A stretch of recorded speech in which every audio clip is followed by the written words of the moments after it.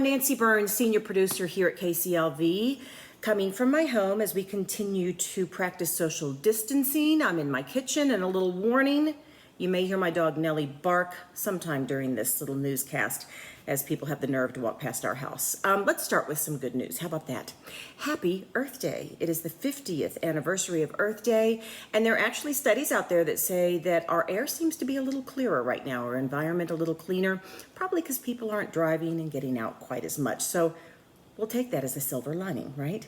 All right, let's launch right into it. Yesterday, Tuesday, at 5 o'clock, Governor Steve Sisolak held a press conference, which was highly anticipated as people were waiting to find out how we are going to reopen our state. A little disappointing because it's a little bit vague and confusing. Here are some certainties. For all of you parents and students out there, schools will remain closed for the duration of this school year. The governor says he'll work with the school district to figure out a plan to reopen in August. He says we're in better shape than we were 6 weeks ago. He says at the time of the press conference, there had been no reported deaths in the previous 24 hours from coronavirus. That is outstanding news. He says social distancing and masks should be credited with that, and he went to great lengths to thank citizens for being good citizens. As for reopening our state, still no firm date for that process. The governor says he has a plan in order for phase one, but we have to meet some benchmarks first. Among them, a downward trajectory of the coronavirus instead of level as we are right now, which is good.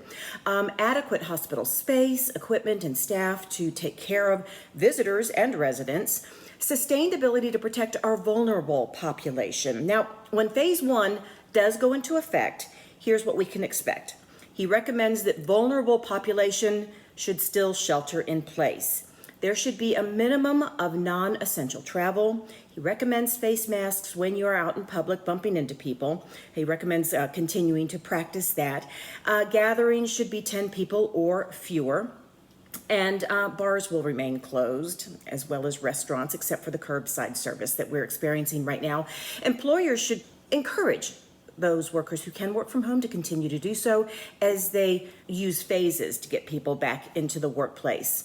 Our phase one, whenever it goes into effect, is much more conservative than the White House recommendations. White House would like to see all large arenas, theaters, ballparks, that sort of thing opened, as well as restaurants, and they would also like people to be able to return to their places of worship. And the White House is also saying that elective surgery will go back in place. That's the White House. We're different, and we will let you know as soon as we find out when we are going into phase one. The governor says he hasn't given much thought to phase 2 or 3 right now because he considers us in phase 0, and he says his decisions will be completely based on advice from the medical community to make sure residents and the millions of people who visit our great city and our great state make sure that we're all safe.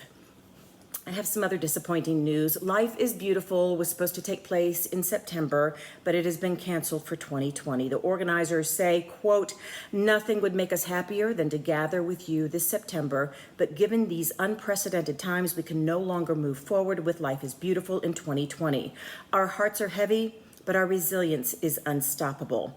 Instead, they said they are going to pour their time and resources into giving back to the Las Vegas community. The 3-day festival of art, music, and food attracts people really from all over the globe. So that's disappointing, but they'll be back next year, is my guess.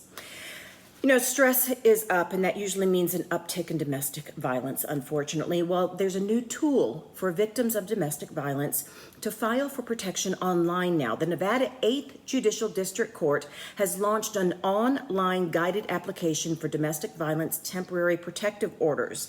It is available through the wonderful Legal Aid Center of Southern Nevada. If you do have some questions, you are encouraged to give them a call, 702-455-1500, 702-455-1500.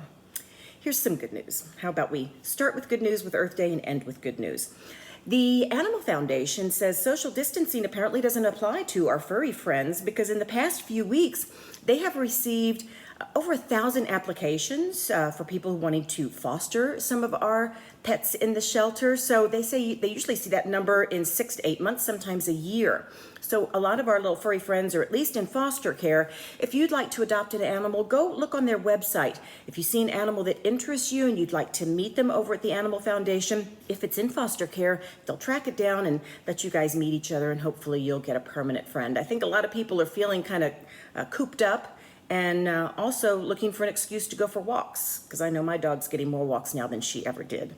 So remember, you can always turn to Channel 2 for all of your updated information on the coronavirus. Also, you can also go to lasvegasnevada.gov/coronavirus.